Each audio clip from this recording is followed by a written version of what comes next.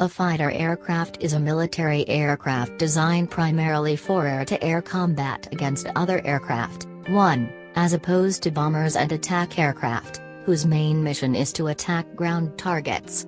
The hallmarks of a fighter are its speed, maneuverability, and small size relative to other combat aircraft. In this second part we will analyze the 10 fastest fighter planes in the world. Let's begin. Number 10. NATO's greatest contemporary contender for air superiority is the Russian-made Su-27. Between it and the Mikoyan MiG-29, the flanker was a beautiful antagonist to NATO forces. It's scheduled to be replaced by a next generation of Sukhoi PAK-F T-50S, but it will always hold a coveted role for speed, combat maneuverability, and sophisticated avionics. The Su-27 stands out in the minds of avionics engineers so much that the Chinese officially licensed their own version with the Shenyang J-11, which promises to continue the legacy of modified fourth-generation jet fighters that were as versatile over the sea as land. Number 9. The scourge of the sky during Operation Desert Storm, the F-15 has been around since the late 1970s but just hadn't seemed to find an equal match since then. Superfast, this twin-engine fighter-bomber third-generation jet aircraft could pull off deft, high-G maneuvers and still have fuel left over to hit all its objectives. At high altitude, it can travel at an amazing Mach 2.5 and still maintain a combat-effective range of 1,222 miles.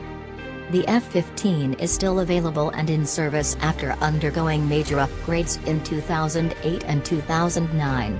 This eagle is far from being grounded even while next-gen multi-role fighters like the F-35 its coveted role in USAF air superiority. In fact, with the F-22 program currently doing loops on the ground, the F-15 is projected to remain in the fleet for quite some time. With precisely 0 losses due to enemy air activity, it's a multi-role fighter that has withstood the test of time. Number 8. The MiG-31 Foxhound hit new highs in aerospace world records when it smashed a max altitude record of 123,520 feet back in 1977. It also set a new record for time to height, 115,000 feet in 4:11.78 minutes. Consequently, the MiG-31 showed a lot of promise for the Soviet Union for a new generation of fighter jet aircraft. It was also a first generation of aircraft capable of using its radar to detect and intercept stealth aircraft. The Foxhound marked the introduction into a new wave of air superiority contests between the Soviet Union and NATO. It could very quickly get to altitude, sustain a long time in the air, lock onto conventional and stealth air targets, and deliver long-range, radar-guided missiles. This effectively changed the face of the air contest. The Foxhound is still in service by Russia and is expected to remain in the air until 2030. Number 7. In the dead heat for airspeed superiority during the Cold War, the Soviet Union developed 2 single-engine test fighters. Their purpose was to see how far they could push their own envelope when it came to world records. The game, back then, was to see who could get there first, drop a payload, and scurry out. The U-152 seemed like a promising chance for the Soviet Union to catch up to fighter craft like the F-100, F-101, and the F-106. But the U-152 turned out to be little more than a good show. With a maximum achieved speed of Mach 2.8+, it definitely had pure velocity in its corner. However, with engine reliability and combat viability both proverbially up in the air, the U-152 went no further than simply making the world record charts for fastest jets in 1959. The Soviet Union would eventually figure out that in the U-150 family, 2 engines may be better than 1. The U-152A used a much more reliable R-11 twin-turbojet design, which enabled it to withstand the stresses of sustained supersonic flight much better. Unfortunately, this test craft was terminated after it crashed in 1965. Number 6. The XP-70 Valkyrie is an impressive military aircraft whose legacy would wind up being something totally different than what it set out to accomplish. The Valkyrie was originally built to be the baddest manned strategic bomber ever known. It was an exciting concept with a planned cruise speed of Mach 3 at altitudes of around 70,000 feet. The design not only looked cool, the wing structure is what theoretically would make the aircraft perform so well. All the while, there was another aviation arena garnering a lot of attention known as supersonic transport. It just so happened that the size and material of the XP-70 Valkyrie was ideal for testing SST. Thus its purpose was then officially changed from manned bomber to research aircraft. Its early test flights provided a lot of valuable information for SST designers, including aircraft noise and the reliability of wind tunnel predictions versus actual flight findings. Unfortunately, there were 2 casualties during the testing of this aircraft, which complicated the program. It remains one of the most valuable research planes ever made. Number 5. Right as the F-4 Phantom II was just getting its proverbial wings underneath it, the Soviet Union had its own competitor to air superiority in mind, the MiG-25 Foxbat. It was designed as a pure speed, super-maneuverable supersonic interceptor. When it hit the skies in 1964, NATO allies didn't even know what hit them. The F-4 Phantom II was the latest the Air Force had for air superiority aircraft, and it was literally toe-to-toe with these new MiG-25s over northern Vietnam.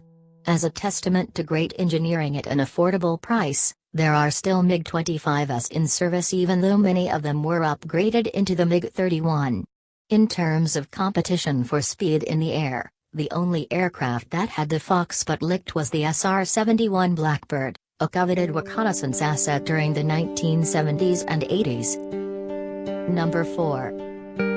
If seeing a picture of the YF-12 elicits feelings of déjà vu, you're not alone. This was the experimental Lockheed Martin aircraft that would go on to influence the design of the highly successful and versatile SR-71 Blackbird. Designed back in the early 60s, it proved to be an out-of-the-box platform that absolutely smashed all previously held records for flight speed. Shrouded in secrecy, many people forget that the origins of this program were the very first for actual stealth technology. Capable of high-altitude missions at an incredible Mach 3.35 speed, this supersonic jet fighter was meant to bring futuristic sci-fi capabilities to the contemporary present.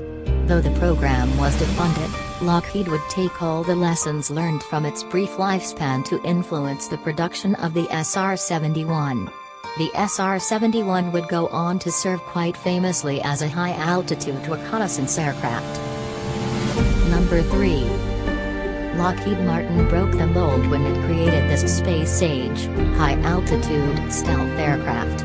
Originally developed under the YF-12 Interceptor program, the SR-71 Blackbird absolutely smashed world records for airspeed time and time again.